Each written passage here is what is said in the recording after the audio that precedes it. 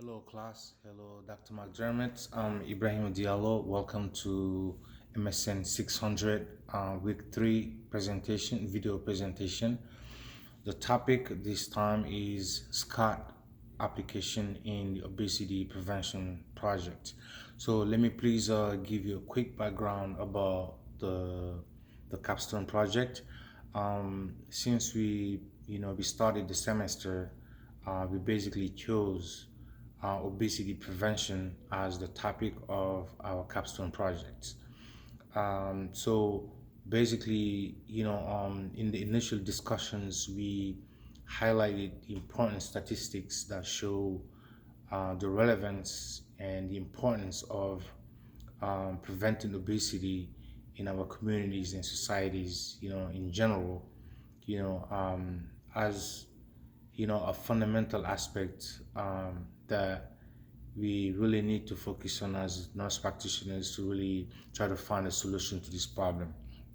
So we're not gonna go into details as far as like the incidence prevalence, worldwide or nationwide in general, but specifically we're gonna talk about four different aspects, abbreviated as a SCAT. So we're gonna talk about the strengths, challenges, opportunities, and threat that are associated in the application of this capstone project called obesity prevention.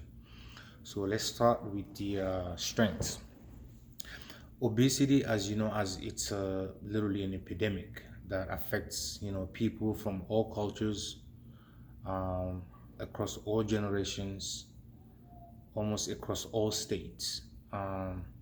So basically, the strengths of this project in particular is really very interesting because obesity in itself, it is really, although it has some genetic tendencies, but in general, obesity is a lifestyle that's associated with exercise, diet, and other factors. So basically, the strength of our project focus on behavioral modification that will, help us alleviate or resolve these issues of growing obesity that's affecting, across all ages, the elderly people, the younger adults, the adolescents, children, infants, and so on. So for me, I think really, an excellent strength for this project is the fact that it focuses on modifying the behavioral, reality of obesity because, from the individual perspective to groups, communities, and or as a country, we have to really change the way we look at, the food we eat, the exercise we do, and the way obesity affects our lifestyle in relation to other diseases or conditions. So um, primarily, behavior modification, a very important strength for this project. Second, diversity. As you know, we indicated in the statistic, in the prevalence, incidence, and subcategories of each one of these, affecting Latinos, blacks, Caucasians, Asians, and other ethnicities. The fact that it affects, this is an epidemic that affects indiscriminately almost every person on this earth, and I think diversity is a very important strength for our project because we are going to see how, in the perspective of setting up a behavior modification, how each ethnic background respond to this behavior modification, and we are going to define a pattern, why one group will respond better or comply better to the behavioral therapy versus another that does not comply to the behavior modification. And as also a group or community or society, how overall together, how do we comply, you know, um, to this overall behavior modification that will affect everybody on the national level. So how those different subgroup you know um you know merge together and find a common purpose to really fight for this epidemic, as a society or as a community. Some of the challenges will be also very outstanding, because behavior modification is something that requires time, and most of the time it requires time, but it also requires cost. It costs not only for the provider, but it also provide to the patient, and the infrastructure, what type of setting we are going to implement, to allow people from the individual perspective to the community level to comply in the modification behavior modification in order to face this challenge and reduce the prevalence of obesity. So, and also other challenges related to political perspective. As you know, our country is divided into, in general, Republican versus Democrat, or independent, which I don't really see why, you have to be either Democrat or independent or Republican, but that's an opinion, political opinion. What I believe is that, from the political perspective, our leaders have to look at this problem as a concern for the population, a concern, that must be addressed in a way that it responds exactly to the need of, this community, because we cannot, use political game to move up, our career in terms of politics, or to find one way or another to favor one aspect of the issues than the other, because this is not about personal interests. This is about what's good for our community. This is something that has to do with the well-being of the entire society.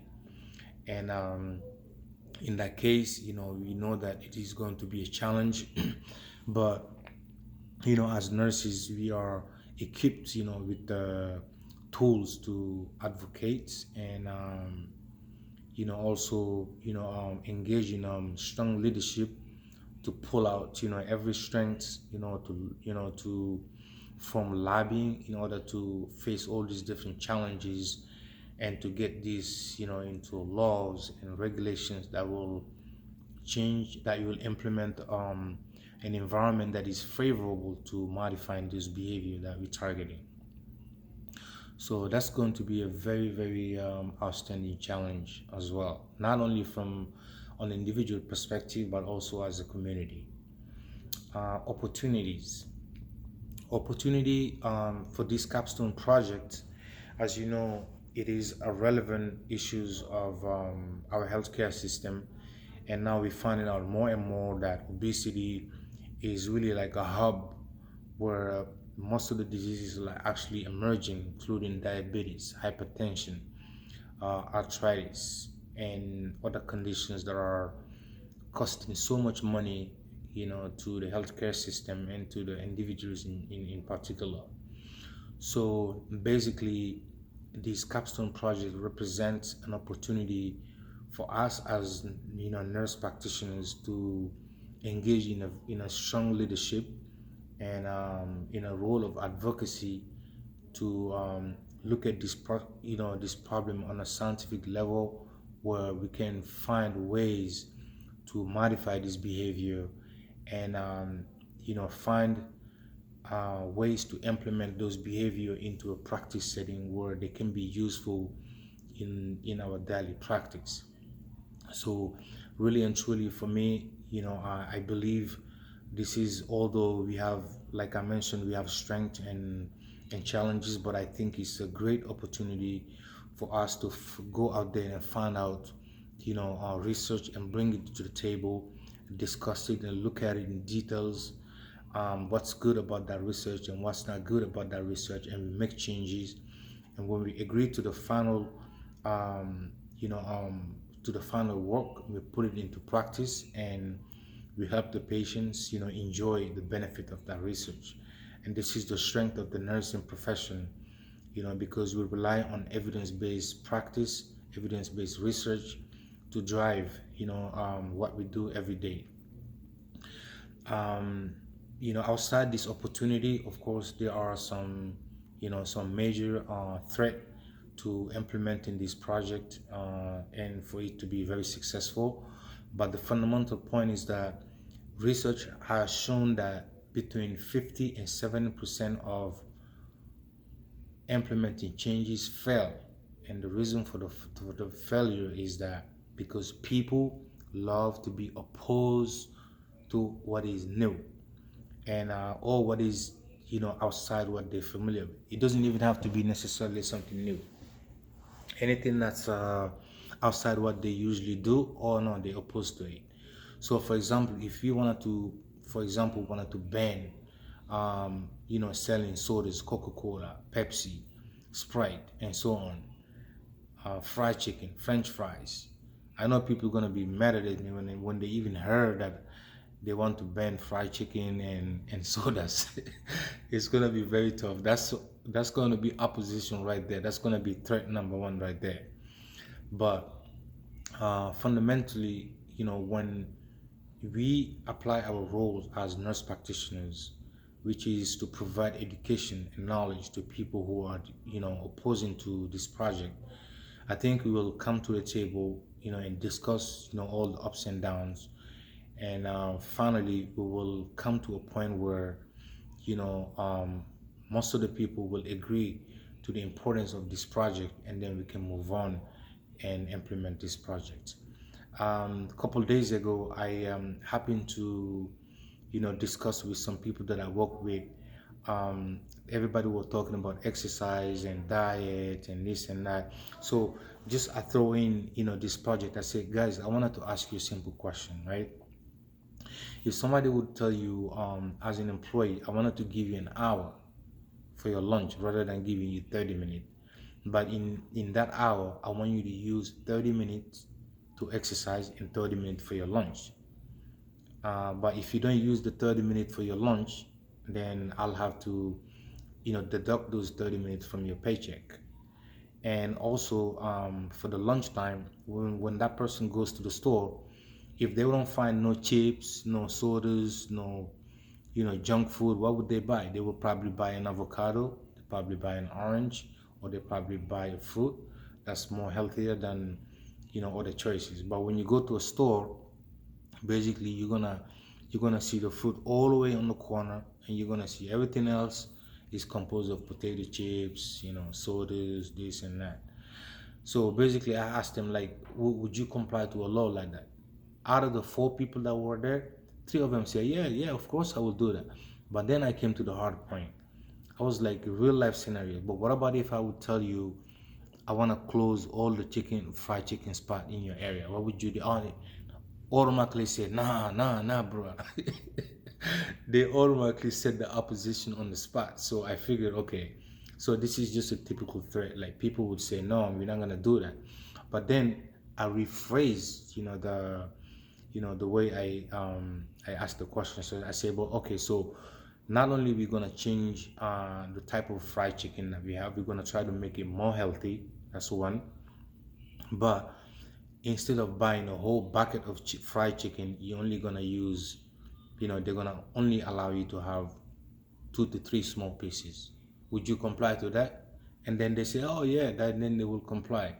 So, this is just a typical day-to-day example where, when you present something that has a value for a person or community or group, you're gonna elicit the strengths, and then present some, encounter some challenges on the way, challenges related to political environment, economics, cost, time, and so on. And then, but you're gonna use that as an opportunity, in fact, to integrate all the strength that you have to make sure that you implement that project. And if you encounter opposition or threat, and then you work against those threat until you become successful. So basically, the SCOT is really a cyclic, concept. It wants to start from something and end from something, but actually, each one of these steps play a major role for moving to the next step. For example, if I'm on a strength level, I gotta I gotta use that strength to get to the challenges. When I get to the challenges, I gotta use that strength also, to move to the next level. What I see it as an opportunity, and from that opportunity, if I find a threat, then I use that threat, and find different ways, to surpass that threat, and then move to the implementation of the project, which will bring a new strength, which will bring like something positive for the community, for the individual, and for the society. So hopefully that I clearly presented the SCOT application in the obesity presentation prevention. And if you guys have any question or concern, you can text not text me, um, post it on the discussion board. I'll be willing to review it and look at it and then reply back to you. But I'm grateful and very hopeful about implementing this project, and I really strongly believe on a personal level that it will be successful, despite the fact that we will be facing enormous challenges. But I believe we'll succeed. So thank you very much for listening to my presentation, and I'll talk to you again in the next video. Thank you.